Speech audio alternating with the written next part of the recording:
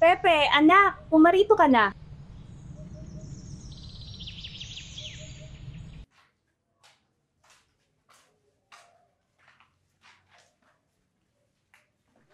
Umupo ka dito, Pepe. May ikikwento ako sa'yo. Ang kwento ko ay tungkol sa mga munting gamo-gamo. Ang liwanag na iyon ay mula sa isang lamparang may nagniningas na apoy. Nang makita ito ng munting gamo-gamo, labis siyang naakit sa taglay nitong ganda at liwanag. Nagsimula siyang lumipad papalapit dito. Nakita ito ng kanyang ina. Anak! Tawag ng nag-aalalang ina. Huwag kang lalapit dyan. Mapanganib ang apoy na iyan. Mapanlinlang ang liwanag na ganyan, anak. Minsay parang kaalaman na inaakala mong gagabay sa iyo. Ngunit maaari palang maging sanhi ng iyong kapahamakan kung hindi ka mag-iingat. Huwag kang magpadala sa ningning niyan. Maaari kang mapahamak. Ngunit ang munting gamo-gamo ay labis na paghanga at nanabik sa liwanag ay hindi pinakinggan ang babala ng ina. Patuloy siyang lumipad papalapit hanggang sa ang kanyang pakpak ay masagi ng apoy. Nasunog ang munting gamo-gamo at siya'y nasawi dahil sa kanyang pagsuhay. Ang dating buhay na pakpak ay abo na lamang, habang ang apoy na kanyang hinabol ay patuloy na sumasayaw sa lampara. Isang mapait na paalala na ang pagsuway at ang bulag na pagkahumaling sa ningning na mapanlinlang, maging ito man ay ang literal na liwanag o ang kaalamang may kaakibat na panganib, ay may katapat na kabayaran, minsay ang mismong buhay.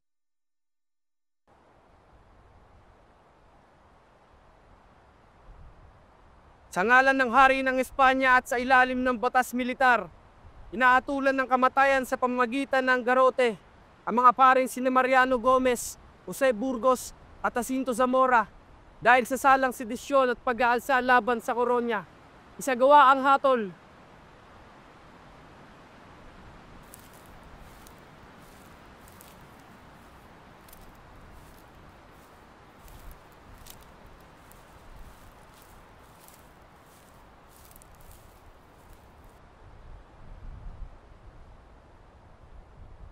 Alam ng Diyos ang katotohanan. Sa kanyang mga kamay, ipinaubaya ang aking kaluluwa at ang kinabukasan ng aking mga kababayan. Panginoon, kaawaan mo kami.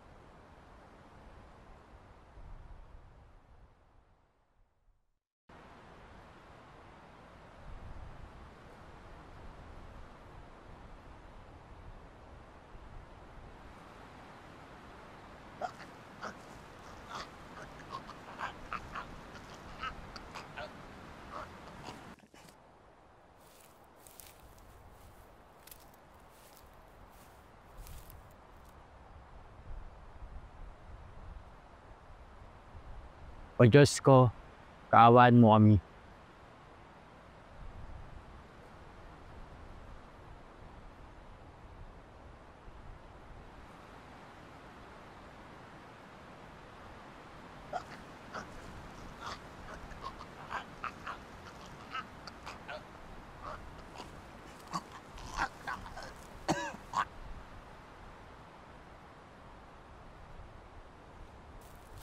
Bitaw na ako!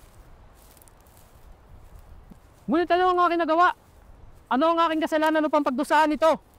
Pumapatay kayo ng mga inosente. Pumapatay kayo ng mga walang malay. Patutunayan ko sa harap ng Diyos ang aking kawalang sala.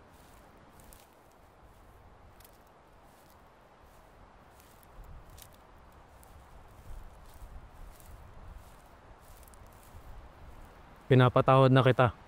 Gawin mo ang iyong tungkulin.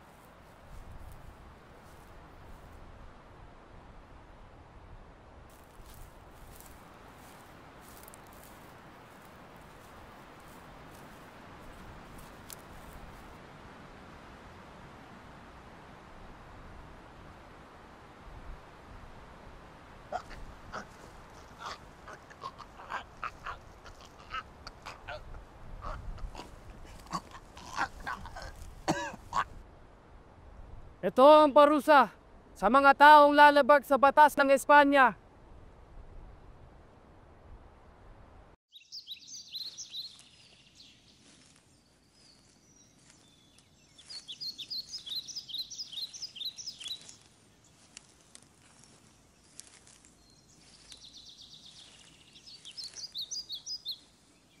Generote pala sila Padre Gomez Burgot. Mga binibini, maaari ka po bang mabasa ang diaryong hawak niya? Sige po. Salamat po. Padre Zamora, Padre Burgos, Padre Gomez. Mga mahal kong kaibigan at guro. Ang inyong walang salang dugo ang gigisi sa natutulog na diwa ng ating bayan. Ang inyong kamatayan hindi masasayang. Palang araw, ito ang magiging mitsa sa paglaya.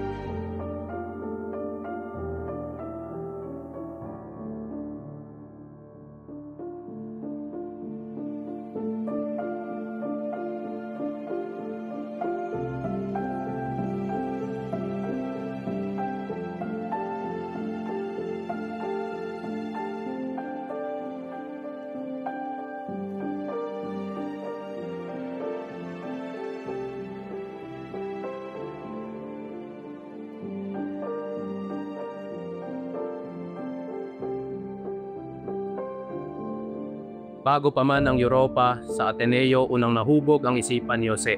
Sa ilalim ng mga Jesuita at mga maestro, namukadkad ang kanyang talino. Nakamit ang sobresaliente sa klase na naging matibay na pundasyon sa kanyang edukasyon. Mula Ateneo, lumipat siya sa Universidad ng Santo Tomas. Kinuha ang kursong filosofiya bago pa man ang medisina, dahil sa pagnanais na magamot ang mata ng kanyang ina. Ngunit, naranasan niya ang diskriminasyon laban sa mga Pilipino. Ang mga karanasang ito ang lalong nagpaalab sa kanyang damdaming makabayan at nagasik ng mga binhi ng pagtutol. Sa mga lihim na pagtitipon, nabuo ang kapatiran ng mga ilustradong Pilipino sa Madrid. Sila ay nagplano at nangarap ng kalayaan, humuhubog sa bagong kamalayan para sa malayong kapuluan. Sa Madrid, puso ng imperyo, sumiklab ang protesta ng mga estudyante matapos ang talumpati ni Moraita ukol sa kalayaan sa akademya. Ang pugon ng pagtutol na ito ang lalong nagpaalab sa diwa ni Rizal, binatang Pilipinong malayo sa bayan na masigasig na hanapin ang pagbabago at katarungan. Sa Heidelberg, walang humpay na paghahangad ni Rizal ng kaalaman bilang ophthalmologista.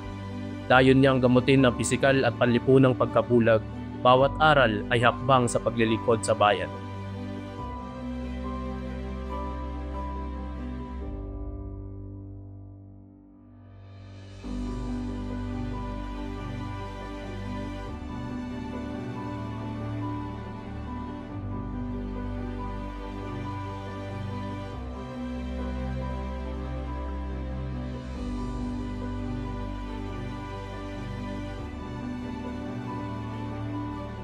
Sa Berlin, humina ang pag-asa ni Rizal dahil sa kawalan ng pondo para sa kanyang obra maestrang Noli. Dumating si Maximo Viola, isang saklolo, na ang kabutihang loob ay nasisiguro sa pagkakalimbag ng aklat.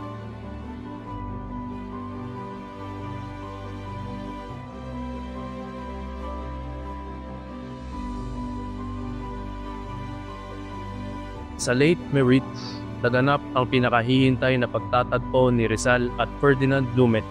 Matapos ang mahabang sulatan, ang Europang iskolar na ito na nauunawaan ang kaluluwang Pilipino ay naging mahalagang sandigan at kaibigan.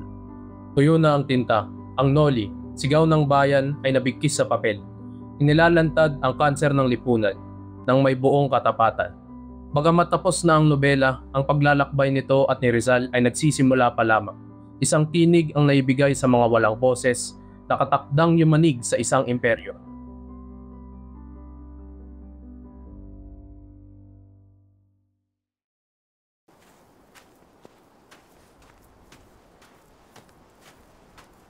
Dr. Liman, kamusta po kayo? Mabuti. Kinatutuwa ko po na makita kayo.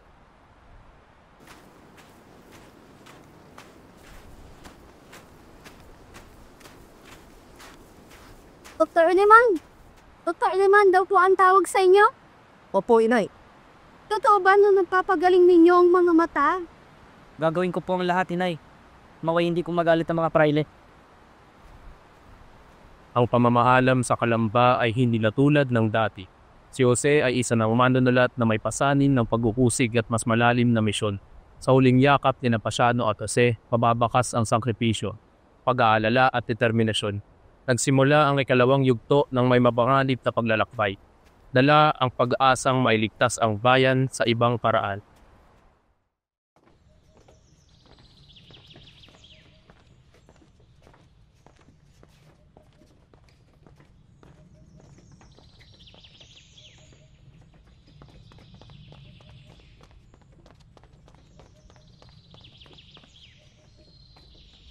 Konnichiwa, watashi wa Saika Usui, sashite omae wa? Mademoiselle, pardon. Do you speak French? My name is Jose Rizal.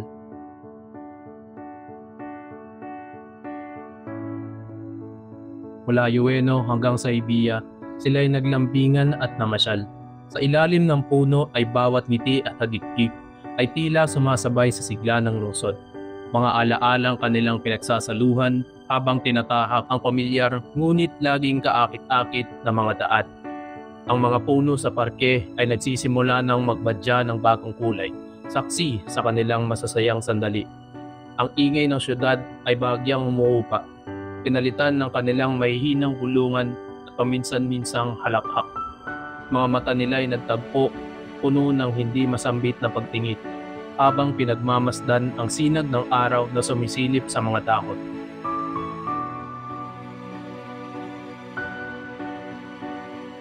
Lumipas ang mga araw na puno ng pangungulila. Si Seiko Usui ay patuloy na nagiging matatag. Umaasang muli niyang masisilayan ang pagbabalik ng kanyang iniibig.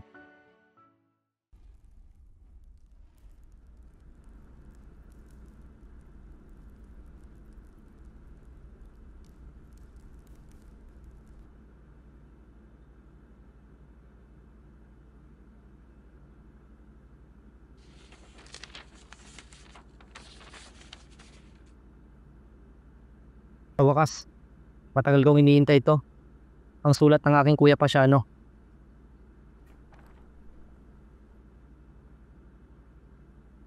Sumulat ako ngayong Pepe dala ang pinakamasakit na balita.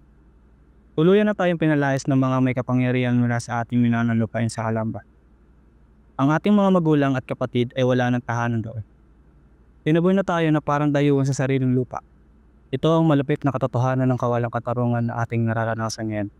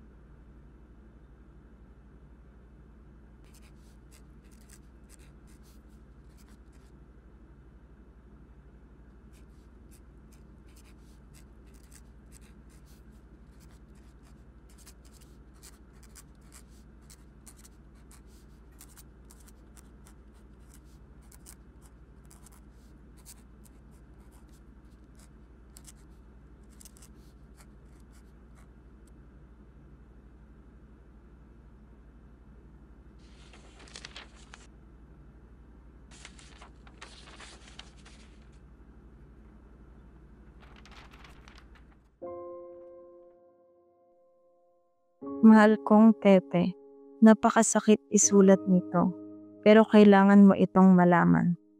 Kakasal na ako kay Ginoong Henry Keeping dahil sa kagustuhan ni Ina. Patawarin mo ako sa sakit na idudulot nito. Wala na akong magagawa kundi sumunod. Alalahanin mong lagi kang nasa puso ko.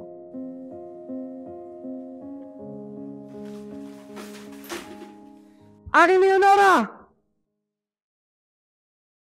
Jose, wala tayong pambayad sa upa. Bispit na lang ating makakain sa umaga, tanghali at gabi. Kailangan nating hanapin, Alejandro. Ang aklat na ito, kailangan mailathala. Wala, Jose, masyadong mahal. Wala tayong sapat na salapi. Senyor Rizal, pero ang sulat mula kay Valentin Ventura, galing pa sa Paris.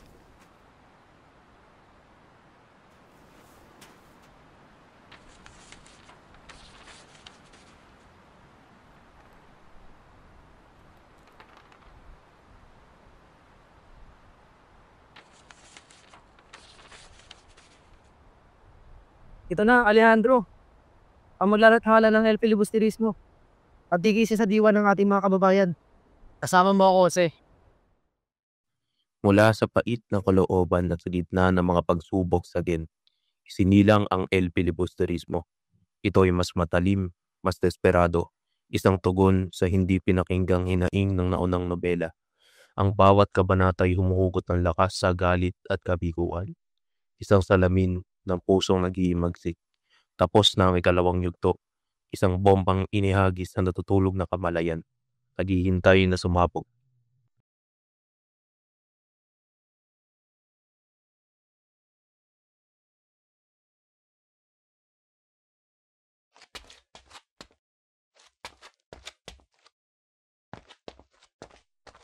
Pepe, sigurado ka ba talaga sa iyong balak na pagbabalik sa Pilipinas? Opo, kuya. Matagal mo na po itong minimiti. At higit sa lahat, para sa Pilipinas. Imposible! Lubos na mapanganib ang iyong pag-uwi. Kaya sa mga nobela mong Noli Me Tangere at El Filibusterismo.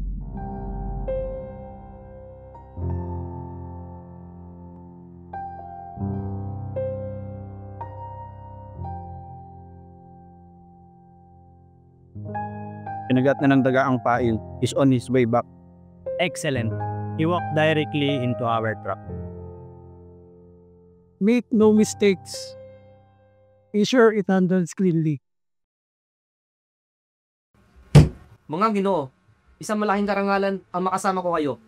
Tinatag ang La Liga Filipina para sa pagbabago ng Pilipinas. Mabuhay ang La Liga Filipina! Mabuhay! Mabuhay ang La Liga Filipina! Mabuhay!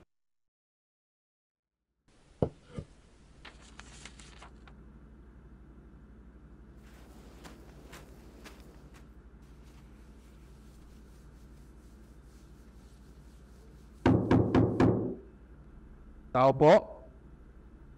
Tulat po mula sa opisina ng Gobernador General.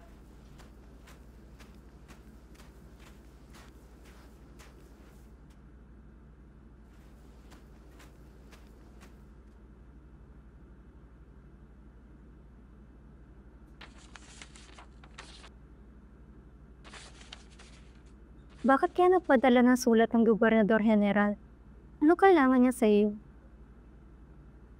Pinapapunta ako sa Malacanang, Lucia.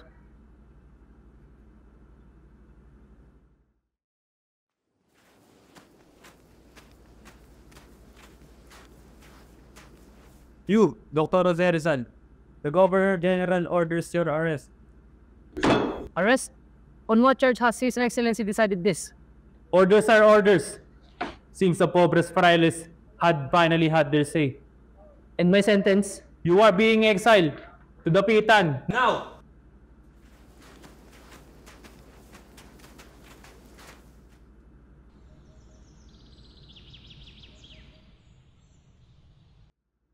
Class dismiss.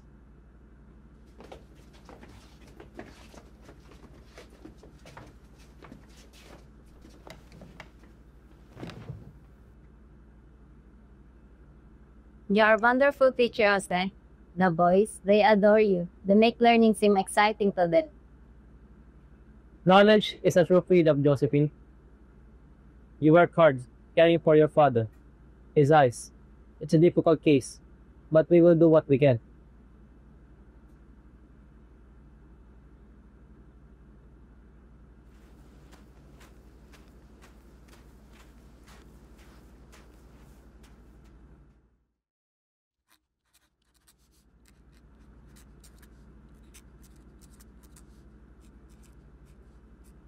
Still working, Jose? Or just lost in thought again?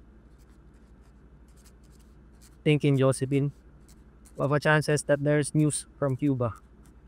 A terrible yellow fever epidemic. And they need doctor. Jose, Cuba? After everything they've done, keeping you her exile, why offer your life for them, for their colony? Josephine, I must take this chance to volunteer.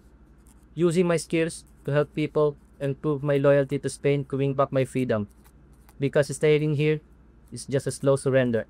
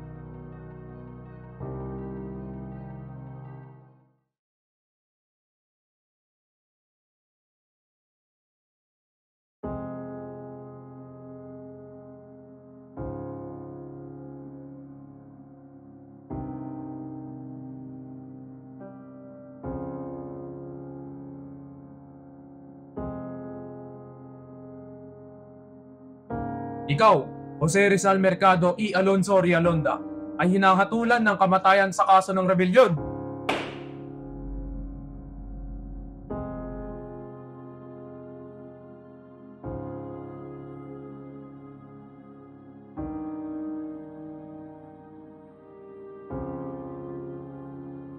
Si Jose Rizal ay nag-iwan ng tula na pinamagatang Mi Ultimo Adios.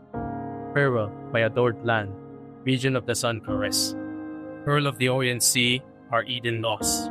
With gladness, I give you my life, sad and repressed. Farewell, parents, brothers, beloved by me, friends of my childhood, in the home distress. Give thanks that now I rest from this wearisome day. Farewell, sweet stranger, my friend, who brightened my way. Farewell to all I love, to die is to rest.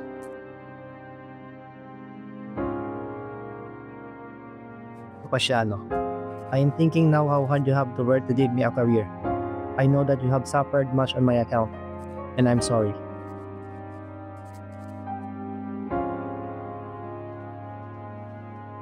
To my siblings, I enjoin you to forgive one another. Treat your parents as you would like to be treated by your children later.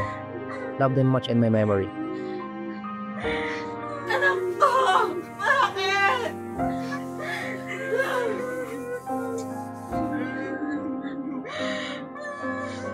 My family, I ask you for forgiveness for the pain I caused you. I die resigned, hoping that with my death you will be left in peace. There is something inside. Look at the alcohol burner.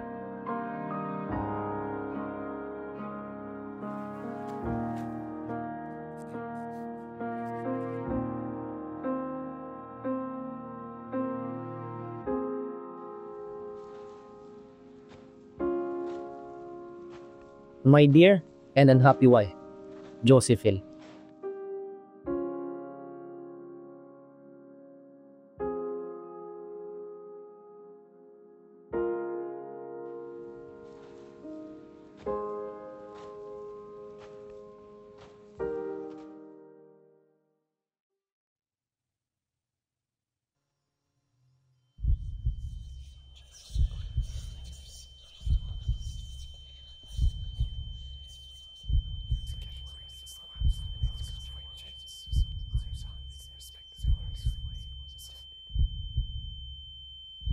Still working Kasi Jose, wala or tayong just pambayad sa lost in upa. thought again? Bispit na lang natin makakain sa umaga.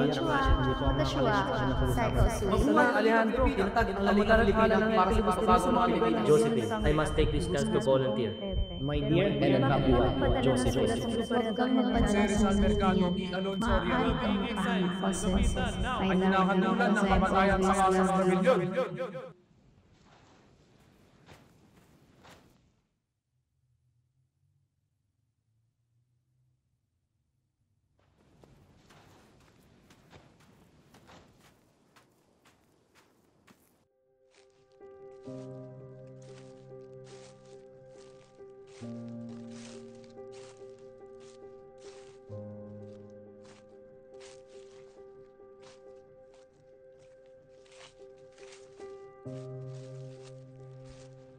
Heto na. Ang mga huling hakbang dito sa lupa ko sinilangan. Heto na nga. Ang lamig ng umaga ay hindi panginginig ang dala, kundi isang kakaibang kapayapaan. Isang tahimik na pagtanggap dito sa dibdib ko. Lahat ng ito ay para sa'yo. Aking perlas ng silanganan, inang bayan. Itong abang buhay na may banayad ng ngiti kong inaalay. Sana nga, ang pagbagsak ko ay siyang maging simula ng iyong paglaya sa iyong liwanag. Payapa na ang aking puso. Handa nang ialay ang lahat para sa iyong bukang liwayway.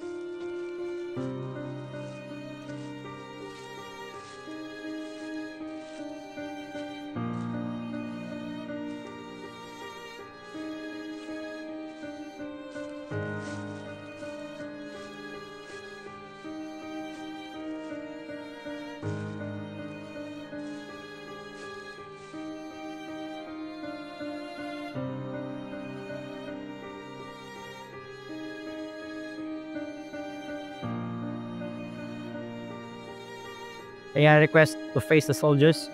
Impossible. In